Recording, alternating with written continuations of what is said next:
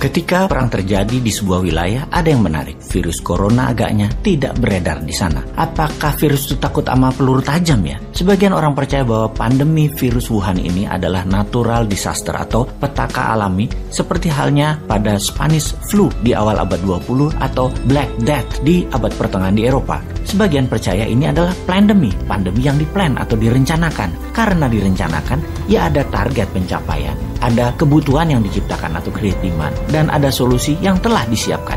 Mereka yang sefaham dengan pandemi, pemikiran mereka kalau melihat pejabat yang menekan rakyatnya, pejabat atau pemerintahan itu takut atau kalah sama oligarki artinya. Karena pandemi dijalankan oleh oligarki yang diuntungkan secara materi dengan mempengaruhi pejabat dan pemerintahan yang dipakai sebagai alat perpanjangan tangan penyedia kebutuhan tersebut. Itu bagian dari cerita konspirasi bagi mereka yang percaya. Untuk itu, kita lihat sekarang, adakah korelasi hubungannya dengan perang di Ukraina versus pandemi. Juga sebelumnya kita kupas bagaimana taktik perang Rusia di Ukraina dan apa counter attack strategi bertahan dan menyerang baliknya Ukraina kali ini. Kita lanjut. Sebagaimana kita ketahui pada 24 Februari 2022, dalam waktu 48 jam atau 2 hari setelah serangan, kemajuannya sangat cepat hingga menjangkau lebih dari 80 km dari garis perbatasan. Salah satunya karena militer dan pejabat Ukraina tidak percaya bahwa Rusia akan masuk menyerang Ukraina. Kemudian serangan Rusia melambat, bahkan dalam 2 minggu setelah pencapaian 80 km tersebut, ternyata serangannya hanya menambah jangkauan 15-20 km saja.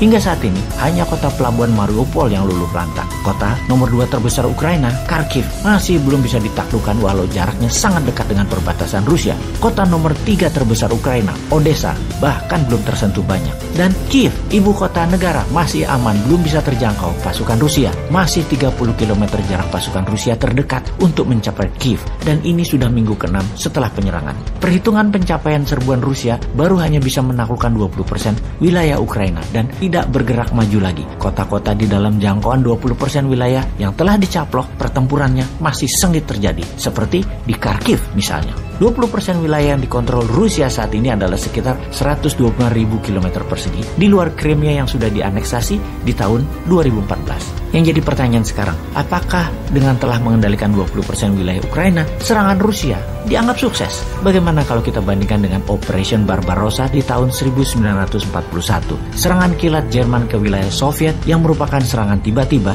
di mana dalam 1 minggu berhasil maju 300 km dan dalam 2 minggu 700 km pasukan Jerman sudah masuk ke wilayah Soviet. Kemudian ketika memasuki 1 bulan, Jerman berhenti sebentar dan menguatkan pasukan cadangan dan logistik, lalu menyerang melebar tetapi tidak langsung ke Moskow. Dengan jumlah tentara Jerman menyerang Rusia sangat besar, membuat di awalnya Rusia tidak memberi perlawanan berarti. Namun yang kita semua tahu, Operation Barbarossa, Jerman kalah dari Soviet. Kesalahan Jerman adalah salah waktu menyerang Soviet di musim dingin, dan salah membaca moral semangat tentara Soviet yang militan. Kita sekarang membandingkan dengan serangan sekutu ke Irak di tahun 2003, di mana dalam 1 minggu 300 km pasukan Amerika dan sekutu masuk ke wilayah ibu kota Baghdad, yang kemudian dalam 6 minggu, 1,5 bulan kemudian Irak takluk.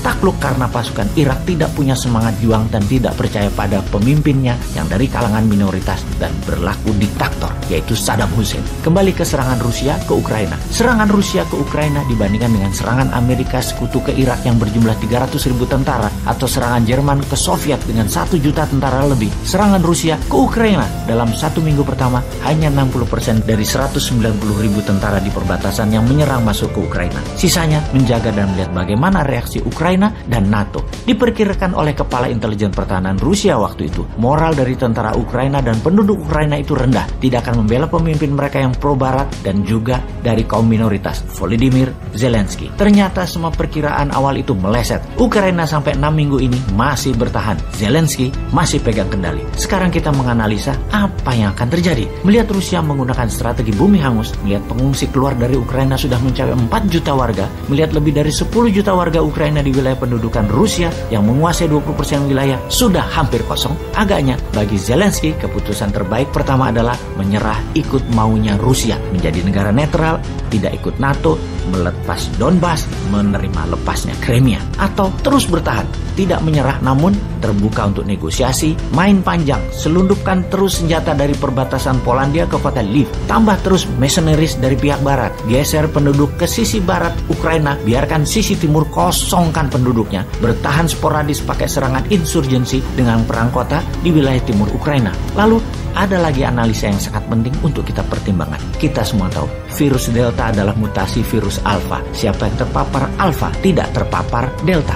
Lalu ada Omni, di mana yang terkena Alpha dan Delta ternyata tetap bisa kena Omni. Artinya apa?